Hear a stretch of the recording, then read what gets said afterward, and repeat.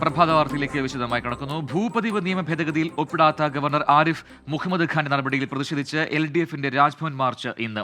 അതേസമയം വ്യാപാരി വ്യവസായി ഏകോപന സമിതിയുടെ പരിപാടിയിൽ പങ്കെടുക്കാൻ ഗവർണർ ഇടുക്കിയിലാണ്. പാവപ്പെട്ട ജനങ്ങളെയും കർഷകരെയും ബാധിക്കുന്ന പ്രശ്നത്തിൽ ഗവർണർ നിലപാട് തിരുത്തണമെന്ന് ഇടത് കർഷക സംഘടനകൾ ആവശ്യപ്പെടുന്നു. അതേസമയം ബില്ലുമായി ബന്ധപ്പെട്ട് തന്റെ ചോദ്യങ്ങൾക്ക് മറുപടി നൽകാൻ സർക്കാർ തയ്യാറായിട്ടില്ലെന്ന് ഗവർണർ ആരോപിക്കുന്നു. ഗവർണറുടെ വാദത്തെ റവന്യൂ വകുപ്പ് തള്ളിക്കളയുന്നുണ്ട്. ആരോ അയച്ച പരാതി റവന്യൂ വകുപ്പിന് കൈമാറിയിട്ട് വിശദീകരണം ആവശ്യപ്പെട്ടാൽ നൽകാൻ കഴിയില്ല എന്നാണ് റവന്യൂ വകുപ്പിന്റെ നിലപാട്.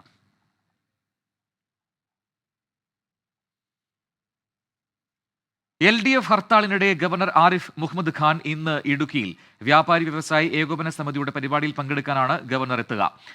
പ്രതിഷേധ സാധ്യത കണക്കിലെടുത്ത് കനത്ത സുരക്ഷയാണ് ജില്ലയിൽ ഒരുക്കിയിരിക്കുന്നത്. വിഷ്ണു സുരേഷ് നൽകും ഇടുക്കിയിൽ നിന്നും ഏറ്റവും പുതിയ വിവരങ്ങൾ. വിഷ്ണു, 6 മണിക്കാണ് LDFന്റെ ഹർത്താൽ തുടങ്ങുക. ഇതിനോടകം ഹർത്താൽ തുടങ്ങിക്കാണണം ജില്ലയിൽ. ഒപ്പം തൊടുപുഴയാണ് ശ്രദ്ധാകേന്ദ്രം. അവിടേക്കാണ് ഇന്ന് വ്യാപാരി വ്യവസായി ഏകോപന സമിതിയുടെ പരിപാടിയിൽ പങ്കെടുക്കാൻ ഗവർണർ എത്തുന്നത്. എത്രമാത്രം സുരക്ഷ ഒരുക്കിയിട്ടുണ്ട് ജില്ലയിലാകെ?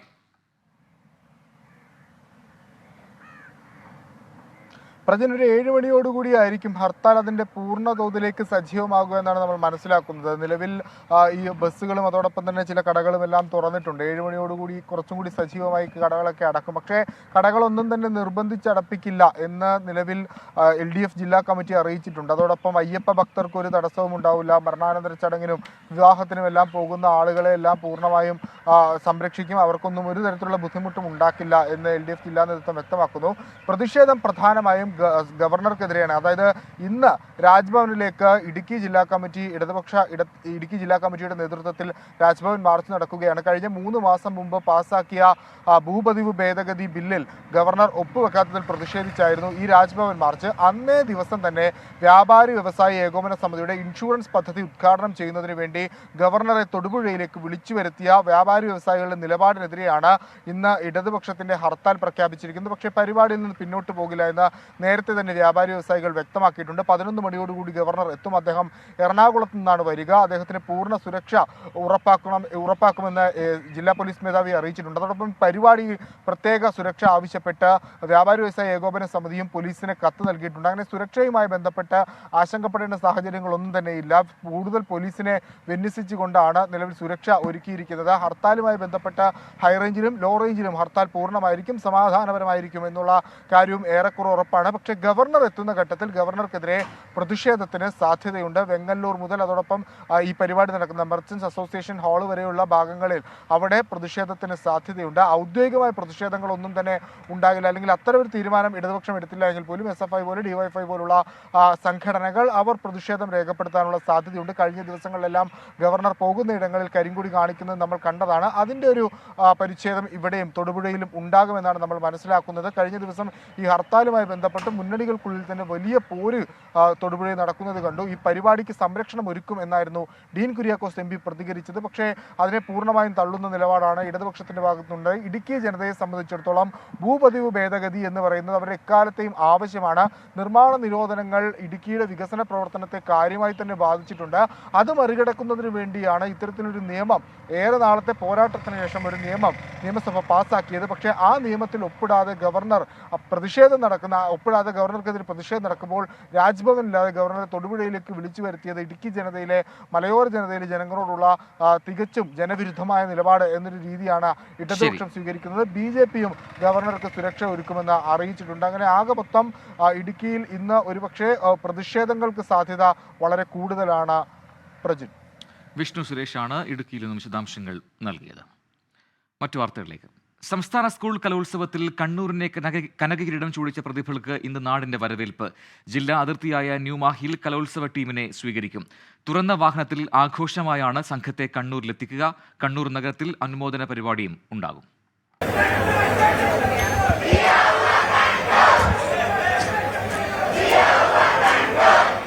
23 വർഷത്തിനു ശേഷം കൗമാരകലയുടെ സുവർണ കിരീടം കണ്ണൂരിന്റെ മണ്ണിലേക്ക്. ജില്ലയ്ക്ക് 4ാമത്തെ തങ്കത്തിളക്കം. 952 പോയിന്റോടുകൂടി കണ്ണൂർ ജില്ലയ്ക്കാണ് സ്വർണ്ണക്കപ്പ്.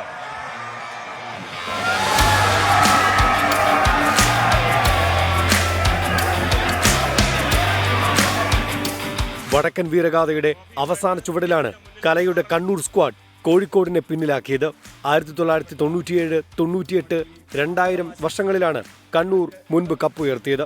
2000-ൽ ഒന്നാം സ്ഥാനം എറണാകുളവുമായി പങ്കിടുകയായിരുന്നു. കൊല്ലത്ത് നിന്ന് സ്വർണ്ണക്കപ്പുമായി എത്തുന്ന കണ്ണൂരിന്റെ കലാപ്രതിഭകളെ 3 മണിയോടെ ജില്ലാതിർത്തിയായ ന്യൂമാഹിയിൽ സ്വീകരിക്കും. സംസ്ഥാന സ്കൂൾ കലാമത്സരങ്ങൾ സമാപിക്കുമ്പോൾ 22 വർഷത്തിന് ശേഷം കണ്ണൂർ ജില്ല സ്വർണ്ണക്കപ്പ് സ്വന്തമാക്കുകയാണ്. സ്വർണ്ണക്കപ്പുമായി വരുന്ന പ്രതിഭകളെ കണ്ണൂർ ജില്ലാ പഞ്ചായത്തിന്റെ നേതൃത്വത്തിൽ സ്വീകരിക്കും. മാഹിയിൽ നിന്ന് ആനയിച്ച് കണ്ണൂർ നഗരത്തിൽ എല്ലാ പ്രതിഭകളെയും വെച്ചുകൊണ്ടുള്ള സ്വീകരണ പരിപാടി ജില്ലാ പഞ്ചായത്ത് ആസൂത്രണം ചെയ്തിട്ടുണ്ട്. വൈകിട്ട് കണ്ണൂർ പൗരാവലിയുടെ നേതൃത്വത്തിൽ കണ്ണൂർ നഗരത്തിലും കലാമാമാകത്തിന്റെ കനകക്കിരീടം നേടിയ കണ്ണൂർ ടീമിനെ അനുമോദിക്കും.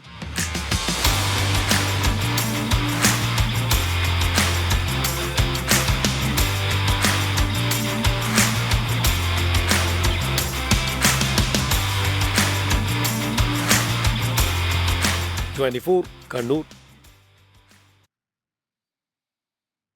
കൊല്ലത്തെ കലാപൂരത്തിന്റെ ഓരോ സ്പന്ദനങ്ങളും ഒപ്പിയെടുത്ത് പ്രേക്ഷകരുടെ കണ്ണാവുകയായിരുന്നു 24. ഓരോ വീടിന്റെയും സ്വീകരണ മുറികളിൽ കലക്കൻ കൊല്ലമെത്തി. തുടക്കം മുതൽ സമാപന സമ്മേളനം വരെ ആവേശം ചൊരാത്ത റിപ്പോർട്ടിംഗ് ആണ് 24 ഉറപ്പാക്കിയത്.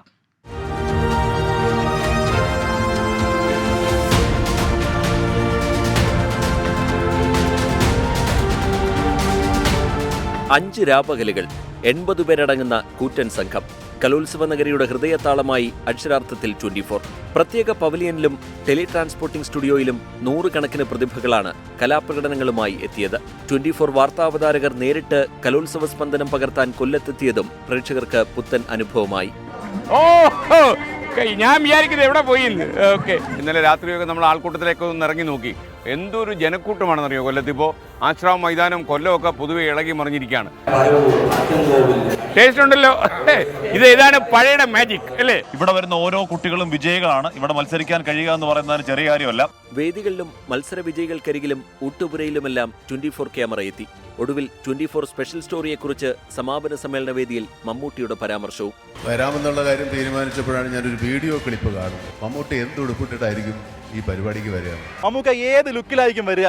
മമ്മൂക്ക ഏത് ലുക്കിലാന്ന് വെച്ചാൽ മുണ്ടും ഷർട്ടും ആയിരിക്കും. വിന്റേജ് ആയിട്ട് വരുന്നതാണ് അതിൻ്റെ ഒരു ഇത്. ഞാൻ പറയുന്നത് വെച്ചാൽ ഇപ്പം അതല്ലേ ട്രെൻഡിങ്. അപ്പോൾ അവരൊക്കെ പറയുന്നത്, അവർ പ്രതീക്ഷിക്കുന്നത് ഒരു മുണ്ടും വെള്ള ഷർട്ടും ഇട്ടാണ് എന്നെ പ്രതീക്ഷിക്കുന്നത്. അടുത്ത കലോത്സവം എവിടെയെന്ന സൂചന സർക്കാർ നൽകിയിട്ടില്ലെങ്കിലും കലോത്സവം കളറാക്കാൻ എക്കാലത്തെയും പോലെ 24 പ്രേക്ഷകർക്കൊപ്പമുണ്ടാകും.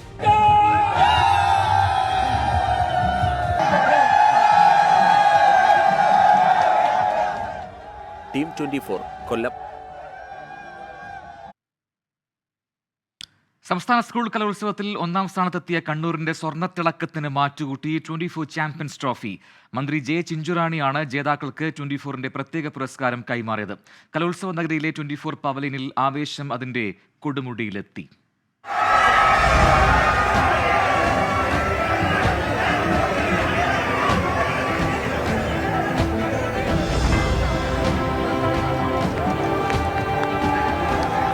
പ്രധാന വേദിയിൽ നിന്ന് സ്വർണ്ണക്കപ്പുമായി കണ്ണൂർ ജില്ലാ ടീം നേരെയെത്തിയത് 24 പവലിയനിലേക്ക്.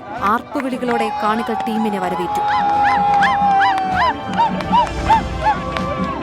24 ഒന്നാമന്മാർക്കായി ഒരുക്കിയ ചാമ്പ്യൻസ് ട്രോഫി മന്ത്രി ജെ ചിഞ്ചുറാണി കണ്ണൂരിന് സമ്മാനിച്ചു.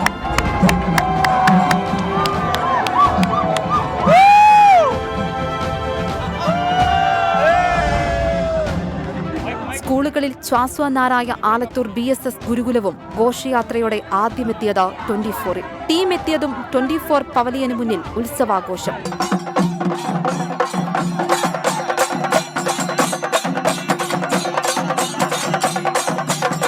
എ ഗ്രേഡ് ജേതാക്കളിൽ നിന്ന് തെരഞ്ഞെടുത്ത 40 പേർക്ക് അൽ മുക്താദിർ ഗ്രൂപ്പും 24ഉം ചേർന്ന് നൽകുന്ന സ്വർണ്ണ നാണയങ്ങളും വിതരണം ചെയ്തു. ടീം 24 കൊല്ലം. മറ്റു വാർത്തകളിലേക്ക്. തമിഴ്നാട്ടിലെ സർക്കാർ ബസ് ജീവനക്കാരുടെ പണിമുടക്ക് ആരംഭിച്ചു. ശമ്പള വർധന ഉൾപ്പെടെ 6 ആവശ്യങ്ങൾ ഉന്നയിച്ചാണ് സമരം. ദീർഘദൂര ബസ്സുകൾ ഉൾപ്പെടെ സർവീസ് നടത്തുന്നില്ല. സംസ്ഥാനത്തിനകത്തും പുറത്തേക്കും സ്വകാര്യ ബസ്സുകൾ 24 മണിക്കൂറും സർവീസ് നടത്തുമെന്ന് സ്വകാര്യ ബസ് ഉടമകൾ അറിയിച്ചിട്ടുണ്ട്. മനീഷ് മൂർത്തി നൽകും ചെന്നൈയിൽ നിന്നും കൂടുതൽ വിവരങ്ങൾ. മനീഷ് മൂർത്തി, ജനജീവിതത്തെ ബാധിക്കുന്ന തരത്തിലേക്ക് ഈ സർക്കാർ ജീവനക്കാരുടെ പണിമുടക്ക് ബാധിച്ചിട്ടുണ്ടോ? ഒപ്പം മതിയായ സ്വകാര്യ ബസ് സർവീസ് ഉറപ്പാക്കിയിട്ടുണ്ടോ സർക്കാർ? പ്രജിൻ 6 ആവശ്യങ്ങളാണ് പ്രധാനമായും. അതിൽ ഏറ്റവും പ്രധാനം അവരുടെ മനീഷ് മൂർത്തിയാണ് ശബ്ദത്തിൽ പ്രശ്നങ്ങളുണ്ട്. മനീഷ് തിരികെ എത്താം. എന്തായാലും ഇതിനോടകം തന്നെ അവിടെ ബസ് ജീവനക്കാരുടെ പണിമുടക്ക് തുടങ്ങിയിട്ടുണ്ട്. ദീർഘദൂര ബസ്സുകളും ഒപ്പം സംസ്ഥാനത്തിനകത്തുള്ള ബസ്സുകളും ഓടുന്നില്ല. സർക്കാർ ജീവനക്കാരാണ് പണിമുടക്കുന്നത്. പക്ഷേ സ്വകാര്യ ബസ്സുകൾ അധിക സർവീസ് നടത്തുമെന്ന് ബസ് ഉടമകൾ അറിയിച്ചിട്ടുണ്ട്. എന്തായാലും ജനജീവിതത്തെ ബാധിക്കുന്ന തരത്തിലേക്ക് ഈ പണിമുടക്ക് മാറിയിട്ടുണ്ടോ എന്നാണ് അറിയേണ്ടത്.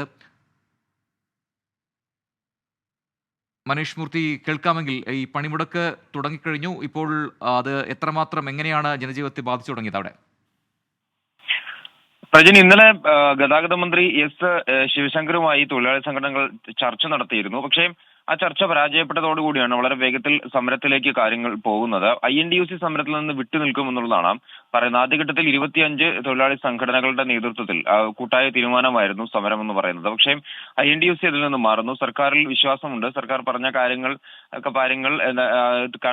കണ്ടതുകൊണ്ടാണ്, അല്ലെങ്കിൽ സർക്കാർ ഇത്തരം കാര്യങ്ങൾ പറഞ്ഞതുകൊണ്ടാണ് സമരത്തിൽ നിന്ന് പിന്മാറുന്നത് എന്നുള്ളതാണ് രാത്രിയിൽ അവർ അറിയിച്ചത്. എന്തായാലും 12 മണിക്കാണ് സമരം ആരംഭിച്ചത്. ദീർഘദൂര സർവീസുകളൊന്നും തന്നെ നടത്തില്ല എന്നുള്ളതാണ് തൊഴിലാളികൾ പറയുന്നത്. പക്ഷേ ചില സംഘടനകൾ മാറി നിൽക്കുന്നതും സർക്കാർ അനുകൂല സംഘടനകളുടെ ആളുകൾ എത്തുന്നതും പൂർണ്ണമായും തന്നെ സ്തംഭനാവസ്ഥയിലേക്ക് പോവില്ല എന്നുള്ളതാണ് സർക്കാരിന്റെ ഒരു കണക്കൂട്ടൽ. മാത്രമല്ല, പൊങ്കൽ വരികയാണ് അടുത്ത ആഴ്ച. അപ്പോൾ സ്വാഭാവികമായും വലിയ തിരക്ക് ഇനിയിപ്പോൾ വരും ദിവസങ്ങളിൽ ഉണ്ടാവുകയും ചെയ്യും. അപ്പോൾ ഈ സമരം വളരെ വേഗത്തിൽ തീർക്കുക എന്നത് തന്നെയായിരിക്കും സർക്കാരിന്റെ ഒരു തീരുമാനം എന്ന് പറയുന്നത്. എന്തായാലും ലോക്കൽ ബസ്സുകൾ സാധാരണ നിലയിൽ അല്ലെങ്കിൽ കുറച്ച് ബാധിക്കും, പ്രത്യേകിച്ചും ചെന്നൈ പോലുള്ള നഗരങ്ങളിൽ ബാധിക്കും എന്ന് തന്നെയാണ് നമുക്ക് മനസ്സിലാക്കാൻ സാധിക്കുന്നത്. കാരണം അത്രയധികം ബസ്സുകൾ എന്തായാലും ഇന്നിപ്പോൾ ഇറങ്ങാൻ സാധ്യതയില്ല. മാത്രമല്ല, സ്വകാര്യ ബസ്സുകൾ അത്ര കണ്ട് ലോക്കൽ സർവീസിന് അവർ ഉപയോഗിക്കാനും സാധ്യതയില്ല. ദീർഘദൂര സർവീസുകളായിരിക്കും സ്വകാര്യ ബസ്സുകൾ കാര്യമായി നടത്തുക. എന്തായാലും സമരം ആരംഭിച്ചു കഴിഞ്ഞു. ജനജീവിതത്തെ ബാധിക്കുന്ന രീതിയിലേക്ക് തന്നെ മാറുമെന്നുള്ളതാണ് നമുക്ക് മനസ്സിലാക്കാൻ സാധിക്കുന്നത്. മനീഷ് മൂർത്തിയാണ് ചെന്നൈയിൽ നിന്നും വിശദാംശങ്ങൾ നൽകിയത്. MP-മാർക്കെതിരായ അച്ചടക്ക നടപടിയിൽ പാർലമെന്റിന്റെ പ്രിവിലേജ് കമ്മിറ്റി യോഗങ്ങൾ ഇന്നു മുതൽ ചേരും. ശീതകാല സമ്മേളനത്തിൽ 146 പ്രതിപക്ഷ അംഗങ്ങളെയാണ് ഇരു സഭകളിൽ നിന്നും സസ്പെൻഡ് ചെയ്തത്. ഇതിൽ 14 അംഗങ്ങളുടെ വിഷയം പിന്നീട് പ്രിവിലേജ് കമ്മിറ്റിയുടെ പരിഗണനയ്ക്ക് വിടുകയായിരുന്നു. 11 രാജ്യസഭാ MP-മാരുടെയും 3 ലോക്സഭാ MP-മാരുടെയും അച്ചടക്ക നടപടിയാണ് പ്രിവിലേജ് കമ്മിറ്റിയുടെ പരിഗണനയ്ക്ക് വിധേയമാക്കിയത്. രാജ്യസഭയുടെ പ്രിവിലേജ് കമ്മിറ്റി ആണ് ഇന്ന് ചേരുക. ലോക്സഭയുടേത് 12-ാം തീയതിയും ചേരും. Lok Sabha privilege committee chairman BJP അംഗമായ സുശീൽ കുമാർ സിംഗും രാജ്യസഭയിലേത് ഡെപ്യൂട്ടി ചെയർമാൻ ഹരിവംശുമാണ്. സഭ പരിഗണനയ്ക്ക് അയച്ച 14 അംഗങ്ങളുടെ വിഷയത്തിൽ എന്ത് തുടർ നടപടികൾ വേണമെന്നത് സംബന്ധിച്ച് തീരുമാനം കമ്മിറ്റി കൈക്കൊള്ളും. സീറോ മലബാർ സഭയുടെ പുതിയ മേജർ ആർച്ച് ബിഷപ്പിനെ തെരഞ്ഞെടുക്കാനുള്ള സിനഡ് വോട്ടെടുപ്പ് ഇന്ന് ആരംഭിക്കും. 55 ബിഷപ്പുമാരാണ് വോട്ട് ചെയ്യുക. 3-ൽ 2 വോട്ട് നേടുന്നയാൾ സഭയുടെ അധ്യക്ഷ പദവിയിലേക്ക് എത്തും. ആദ്യ റൗണ്ടിൽ 3-ൽ 2 ഭൂരിപക്ഷത്തിലേക്ക് ഒരാൾ എത്തിയില്ലെങ്കിൽ വീണ്ടും വോട്ടെടുപ്പ് നടക്കും. ഇത്തരത്തിൽ 5 റൗണ്ട് വരെ വോട്ടെടുപ്പ് നടത്താം. 5-ാം റൗണ്ടിലും ഏകാഭിപ്രായം ഉണ്ടായില്ലെങ്കിൽ വീണ്ടും വോട്ടെടുപ്പ് നടത്തി കേവല ഭൂരിപക്ഷം നേടുന്നയാളെ മേജർ ആർച്ച് ബിഷപ്പായി തെരഞ്ഞെടുക്കും. വത്തിക്കാൻ അംഗീകരിച്ച ശേഷമാകും ഔദ്യോഗിക പ്രഖ്യാപനം. ഏകീകൃത കുർബാന നടത്തിപ്പിലടക്കം ഇടഞ്ഞു നിൽക്കുന്ന എറണാകുളം അങ്കമാലി അതിരൂപതയിലെ ഒരു വിഭാഗം വൈദികരും അൽമായരും ചേർന്ന് സിനഡിന് തുറന്ന കത്ത് നൽകി സമ്മർദ്ദം ശക്തമാക്കിയിട്ടുണ്ട്. പശ്ചിമ ബംഗാളിൽ ED ഉദ്യോഗസ്ഥർ ആക്രമിക്കപ്പെട്ടതിന് പിന്നാലെ ഒളിവിൽ പോയ തൃണമൂൽ കോൺഗ്രസ് നേതാവ് ഷാജഹാൻ ഷെയ്ഖിന്റെ ശബ്ദ സന്ദേശം പുറത്ത്. താൻ തെറ്റ് ചെയ്തിട്ടുണ്ടെന്ന് തെളിയിച്ചാൽ ആത്മഹത്യ ചെയ്യാമെന്നാണ് ശബ്ദ സന്ദേശം. നിയമം കയ്യിലെടുക്കുന്നവർക്കെതിരെ ശക്തമായ നടപടി സ്വീകരിക്കുമെന്ന് DGP രാജീവ് കുമാർ പറഞ്ഞു. കഴിഞ്ഞ ദിവസം ഗവർണർ CV ആനന്ദ് ബോസ് പോലീസിനെ വിമർശിച്ചിരുന്നു. ആക്രമണത്തിന്റെ സമഗ്രമായ റിപ്പോർട്ട് ഉദ്യോഗസ്ഥർ ED ആസ്ഥാനത്ത് സമർപ്പിച്ചു. ആക്രമണത്തിന്റെ വീഡിയോ ദൃശ്യങ്ങളും റിപ്പോർട്ടിൽ ഉൾപ്പെടുത്തി. സംഭവത്തിൽ NIA അന്വേഷണം ആവശ്യപ്പെടാനാണ് സാധ്യത. സർക്കാർ ജോലിക്ക് കൈക്കൂലി വാങ്ങിയ കേസിൽ ED അറസ്റ്റ് ചെയ്ത തമിഴ്നാട് മന്ത്രി സെന്തിൽ ബാലാജിയുടെ ജാമ്യാപേക്ഷ ചെന്നൈ പ്രിൻസിപ്പൽ സെഷൻസ് കോടതി ഇന്ന് പരിഗണിക്കും. ആരോഗ്യ കാരണങ്ങൾ കാണിച്ചാണ് ജാമ്യ ഹർജി. ഇന്നലെ കേസ് കോടതി പരിഗണിച്ചപ്പോൾ സെന്തിലിന് ആരോഗ്യ പ്രശ്നങ്ങളില്ലെന്നും ജാമ്യം നൽകരുത് എന്നും കോടതി അറിയിച്ചു. ജാമ്യം നൽകുന്നത് തുടരന്വേഷണത്തെ ബാധിക്കുമെന്നാണ് EDയുടെ വാദം. തുടർന്നാണ് ഇന്നത്തേക്ക് കേസ് മാറ്റിയത്. മലയാളി ലോങ് ജംപ് താരം M ശ്രീശങ്കർ ഇന്ന് അർജുന അവാർഡ് ഏറ്റുവാങ്ങും. രാവിലെ 11 മണിക്ക് രാഷ്ട്രപതി ഭവനിൽ നടക്കുന്ന ചടങ്ങിൽ പ്രസിഡന്റ് ദ്രൗപദി മുർമു പുരസ്കാരം വിതരണം ചെയ്യും. കായിക മേഖലയിലെ പരമോന്നത ബഹുമതിയായ ഖേൽ രത്ന, ദ്രോണാചാര്യ പുരസ്കാരങ്ങളും ചടങ്ങിൽ വിതരണം ചെയ്യും. ബാഡ്മിന്റൺ താരങ്ങളായ സ്വാതി സായ്രാജ്, ചിരാഗ് ഷെട്ടി എന്നിവർക്കാണ് ഖേൽ രത്ന പുരസ്കാരം. ക്രിക്കറ്റ് താരം മുഹമ്മദ് ഷമി, പാരാ അമ്പെയ്ത്ത് താരം ശീതൽ ദേവി തുടങ്ങിയവരും ഇന്ന് അർജുന അവാർഡ് ഏറ്റുവാങ്ങും. ഇന്ത്യൻ കബഡി ടീമിന്റെ പരിശീലകനായ ഇ ഭാസ്കരനാണ് ദ്രോണാചാര്യ പുരസ്കാരം. കണ്ണൂർ പയ്യന്നൂർ സ്വദേശിയാണ്. മകരവിളക്കിന് ദിവസങ്ങൾ മാത്രം ബാക്കി നിൽക്കെ ശബരിമലയിൽ തീർത്ഥാടക തിരക്ക് തുടരുകയാണ്. ഇന്നലെയും 95,000-ലേറെ തീർത്ഥാടകരാണ് 18-ാം പടി ചവിട്ടിയത്. ശബരിപീഠം മുതൽ തിരക്ക് നിയന്ത്രിച്ച് ഘട്ടം ഘട്ടമായാണ് തീർത്ഥാടകരെ സന്നിധാനത്തേക്ക് കടത്തിവിടുന്നത്. മകരവിളക്ക് ദിവസം വരെ വെർച്വൽ ക്യൂ ബുക്കിംഗ് നേരത്തെ പൂർത്തിയായിരുന്നു. തിരക്ക് നിയന്ത്രിക്കുന്നതിന്റെ ഭാഗമായി നാളെ മുതൽ സ്പോട്ട് ബുക്കിംഗ് അനുവദിക്കില്ല. പുല്ലുമേട് വഴി എത്തുന്ന തീർത്ഥാടകരുടെ എണ്ണത്തിലും വലിയ വർധനവാണ് ഇത്തവണ ഉണ്ടായത്. ഈ വർഷത്തെ ഹരിവരാസനം അവാർഡ് തമിഴ് പിന്നണി ഗായകൻ PK വീരമണിദാസിന്. 1 ലക്ഷം രൂപയും പ്രശസ്തി പത്രവും അടങ്ങുന്ന അവാർഡ് 15-ന് രാവിലെ 8-ന് ശബരിമല സന്നിധാനം ഓഡിറ്റോറിയത്തിൽ മന്ത്രി K രാധാകൃഷ്ണൻ സമ്മാനിക്കും. സർവ്വമത സാഹോദര്യത്തിനും സമഭാവനയ്ക്കുമുള്ള പ്രവർത്തനങ്ങൾ പരിഗണിച്ചാണ് അവാർഡ്. കല്ലും മുള്ളും കാലുക്കും എത്തൈ, മണികണ്ഠസ്വാമി, ഇരുമുടി സ്വാമിമാരെ, അയ്യപ്പന്മാരെ തുടങ്ങി 6000-ത്തോളം ഭക്തിഗാനങ്ങൾ ആലപിച്ചിട്ടുണ്ട്. 2012-ലാണ് സംസ്ഥാന സർക്കാർ ഹരിവരാസനം അവാർഡ് ഏർപ്പെടുത്തിയത്. സംസ്ഥാനത്ത് ഒറ്റപ്പെട്ട ഇടങ്ങളിൽ ഇടിമിന്നലോടുകൂടിയ മഴ തുടരും. ഇന്ന് ഒരു ജില്ലയിലും മഴ മുന്നറിയിപ്പില്ല. കേരള തീരത്ത് നിന്ന് മീൻ പിടിക്കാൻ പോകാൻ തടസ്സവുമില്ല. തമിഴ്നാട്ടിൽ ഇന്നും മഴ തുടരും. 6 ജില്ലകളിൽ ഇന്നും അതിശക്തമായി മഴ പെയ്യുമെന്ന് കാലാവസ്ഥാ നിരീക്ഷണ കേന്ദ്രം അറിയിച്ചു. തിരുവാരൂർ, നാഗപട്ടണം, കടലൂർ, ചെങ്കൽപ്പേട്ട്, മയിലാടുതുറ, തിരുവണ്ണാമല ജില്ലകൾക്കാണ് മുന്നറിയിപ്പ്. ചെന്നൈ ഉൾപ്പെടെ 8 ജില്ലകളിൽ ഇടവിട്ട് മഴ പെയ്യും. കാരയ്ക്കൽ മേഖലയിലെ സ്കൂളുകൾക്ക് ഇന്ന് അവധി പ്രഖ്യാപിച്ചു. മയിലാടുതുറ, കടലൂർ, കള്ളാക്കുറിച്ചി മേഖലകളിൽ വ്യാപകമായി നെൽകൃഷി നശിച്ചിട്ടുണ്ട്. മഴക്കെടുതിയിൽ തിരുവാരൂരിൽ ഇന്നലെ ഒരു മരണം റിപ്പോർട്ട് ചെയ്തു. നല്ലിലത്ത് വീടിന്റെ ചുവരിടിഞ്ഞ് വീണ് 9 വയസ്സുകാരിയാണ് മരിച്ചത്. ആലപ്പുഴ ജില്ലയിലെ തൃക്കുന്നപ്പുഴയിൽ നിന്നുള്ള കരിമണൽ ഖനന വിഷയം ഇന്ന് സുപ്രീം കോടതിയിൽ. ഡിസാസ്റ്റർ മാനേജ്മെന്റ് ആക്ട് പരിധിയിൽ ഉൾപ്പെടുത്തി സർക്കാർ നടത്തുന്ന മണൽ ഖനനം മൈനിംഗ് ആക്ടിന്റെ പരിധിയിൽ പരിഗണിക്കാൻ നിർദ്ദേശിക്കണം എന്നാണ് ഹർജിയിലെ ആവശ്യം. പൊഴി മുറിക്കുക എന്ന പേരിൽ മണലിന്റെ യഥാർത്ഥ വിവരങ്ങൾ മറച്ചുവെച്ച് മേഖലയിൽ കരിമണൽ ഖനനമാണ് നടക്കുന്നതെന്നാണ് ആരോപണം. അറ്റോമിക് മിനറൽ ആയ കരിമണൽ ശേഖരിക്കുന്നത് സംബന്ധിച്ച വിവരങ്ങൾ രേഖപ്പെടുത്താത്തത് കരിമണൽ മാഫിയകളെ സഹായിക്കാനാണെന്നും ഹർജിയിൽ പറയുന്നു. കരിമണൽ മേഖലയിൽ നിന്നുള്ള സാമൂഹ്യ പ്രവർത്തകരായ 2 പേരാണ് സുപ്രീം കോടതിയെ സമീപിച്ചത്. തെക്കൻ ലെബനനിൽ ഇസ്രായേലിന്റെ വ്യോമാക്രമണം. ഹിസ്ബുല്ല കമാൻഡർ വിസാം അൽത്താവിൽ കൊല്ലപ്പെട്ടു. ലെബനൻ ഗ്രാമമായ മജ്ദാൽ സലീം ലക്ഷ്യമിട്ടായിരുന്നു ഇസ്രായേലിന്റെ ആക്രമണം. ഒരാഴ്ച മുൻപ് ഹമാസ് രാഷ്ട്രീയ വിഭാഗം ഉപമേധാവി സല അരൂരി കൊല്ലപ്പെട്ടിരുന്നു. ആക്രമണത്തിനു പിന്നാലെ വടക്കൻ ഇസ്രായേൽ അതിർത്തിയിലെത്തിയ പ്രധാനമന്ത്രി ബെഞ്ചമിൻ നെതന്യാഹു സൈനികരുമായി കൂടിക്കാഴ്ച നടത്തി. അതിനിടെ ജോർദൻ, ഖത്തർ, UAE സന്ദർശനത്തിന് ശേഷം US state secretary Antony Blinken ഇസ്രായേലിലെത്തി. ഇസ്രായേൽ ആക്രമണം ശക്തമായ സാഹചര്യത്തിൽ ഗസയിലെ അൽ അക്സ ആശുപത്രിയിൽ നിന്ന് പ്രവർത്തകരെ പിൻവലിക്കുന്നതായി സന്നദ്ധ സംഘടനകൾ അറിയിച്ചു. 24 മണിക്കൂറിനിടെ 249 പലസ്തീനികളാണ് ഗസയിൽ കൊല്ലപ്പെട്ടത്. ഖാൻ യൂണിസിൽ രൂക്ഷമായ ആക്രമണം തുടരുകയുമാണ്. ഗസയിൽ മരണസംഖ്യ 23,084. കാസർഗോഡ് ചെറുവത്തൂരിലെ ബിവറേജ് ഔട്ട്ലെറ്റ് പൂട്ടിയതിൽ പ്രതിഷേധത്തിന് പിന്നാലെ CPM നേതൃത്വത്തിനെതിരെ പ്രവർത്തകരുടെ ബാനർ യുദ്ധം. നേതാക്കളെ വെല്ലുവിളിച്ച് 20ഓളം ബാനറുകളാണ് പ്രവർത്തകർ സ്ഥാപിച്ചത്. ചെറുവത്തൂരിലെ സ്വകാര്യ ബാറിനു വേണ്ടി നേതാക്കൾ ഇടപെട്ടു എന്നാണ് ആക്ഷേപം. മദ്യശാലയല്ല പ്രശ്നം, മധ്യസ്ഥരായ നേതാക്കളാണ്. പണം നയിക്കുന്ന പാർട്ടി നേതാക്കന്മാരെയല്ല നമുക്ക് വേണ്ടത്, പണിയെടുക്കുന്നവൻ്റെ മനസ്സറിയുന്നവരെയാണ്. ഇത്തരത്തിൽ ചെറുവത്തൂർ ടൗണിൽ CPM നേതൃത്വത്തിനെതിരായിട്ടുള്ള നിരവധിയായിട്ടുള്ള ഫ്ലക്സുകളും ബാനറുകളുമാണ് CPM അനുഭാവികളായിട്ടുള്ള പ്രവർത്തകർ തന്നെ ഉയർത്തിയിട്ടുള്ളത്. അത് ഒരു മദ്യശാലയുമായി ബന്ധപ്പെട്ട പ്രതിഷേധത്തിൻ്റെ ഭാഗമായി കഴിഞ്ഞ 18 ദിവസമായി ഇത്തരത്തിൽ ഇവിടെ സമരവും പുരോഗമിക്കുകയാണ്.